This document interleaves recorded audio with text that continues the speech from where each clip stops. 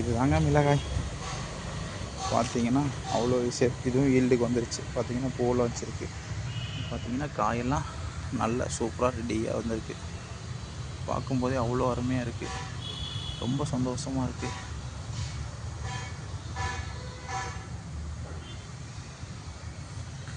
நம்ம விளைவிக்கிறத விட அதை பார்க்குற சந்தோஷம்தான் வேறு லெவல். இதில் பெரிய பேக் என்னன்னு கேட்டிங்கன்னா, தண்ணி நம்ம அதிகமாக விட்டதுனால இந்த சுருட்டை நோயின்னு சொல்லுவாங்க, அந்த சுருட்டை நோய் வந்திருக்கு. ஸோ 1 or 2 செடியில் இருக்குது. அதை நம்ம ஃபர்தராக ரெடி பண்ணிக்கலாம். ஸோ இதுக்கு பார்த்திங்கன்னா ரொம்ப பெருசாலாம் மிளகாயை பொறுத்தவரைக்கும் ரொம்ப பெருசாலாம் நம்ம பாதுகாக்கணும்னு இல்லை. அது ஆட்டோமேட்டிக்காக எல்லாமே ரெடி ஆகிடும். இதில் பார்த்திங்கன்னா லாஸ்ட் டைம் இந்த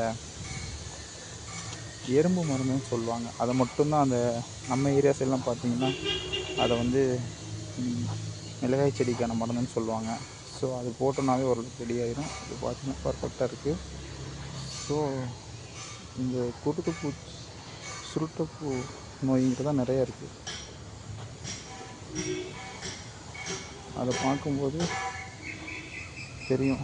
அது எப்படின்னு பார்த்தீங்கன்னா, அந்த பின்னாடி இலைக்கு பின்னாடி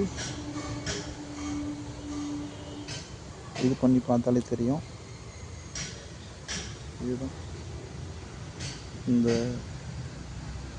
பூச்சிக்கான இது. இதை நம்ம ஸ்ப்ரே பண்ணும்போது, நீம் ஆயில் ஸ்ப்ரே பண்ணும்போது ஈல பாட்டம்லேயே ஸ்ப்ரே பண்ணால் ஓரளவுக்கு ரிசல்ட் இருக்கும். ஸோ இது ஒரு ரேக்கில் கம்மியான அட்டாக்காக இருக்குது, இன்னொரு ரேக்கில் அதிகமாக இருக்குது. இங்கே பார்த்தீங்கன்னா தெரியும், அந்த பூச்சிகளை சாப்பிட எறும்பு வந்திருக்கு.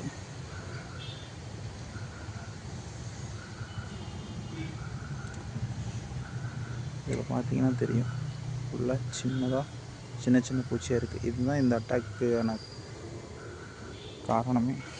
பார்த்திங்கன்னா மிளகாயெல்லாம் நல்ல சைஸாக சேஃபாக இருக்குது. ஓகே, பர்ஃபெக்டாக வந்திருக்கு. ஸோ இப்போ நாம் லேர்ன் பண்ணிகிட்ருக்கோம். பெருசாக இதில் ரிசல்ட்டு கொண்டு வர முடியுமான்னு தெரில. பட் இருந்தாலும் லேர்ன் பண்ணும்போது இவ்வளோ ரிசல்ட்டு வந்தது பெரிய விஷயந்தான்.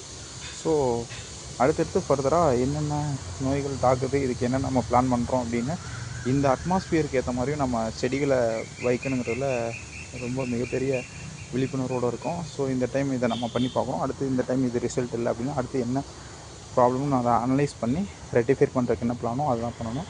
ரெட்டிஃபை பண்ணிவிட்டு அதுக்கப்புறம் ஈக்குவலாக என்ன ஈல்டு கொடுக்குமோ அதை நார்மலைஸாக எந்த ஒரு பெரிய ரிஸ்க்கும் இல்லாமல் ஈல்டு எது அதிகமாக இருக்குமோ அதை பண்ணலான்ற ஒரு பிளானில் இருக்கும்.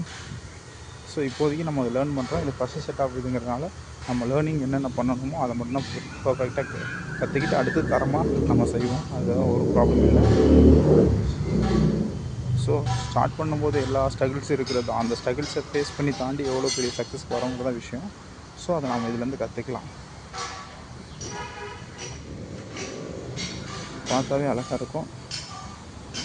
2 ட்ராக்கில் மட்டும்தான் நம்ம மிளகாய் வச்சுருக்கோம். ஓகே, ஃபர்தர் வீடியோவில் அடுத்தடுத்த அப்டேட் பார்க்கலாம்.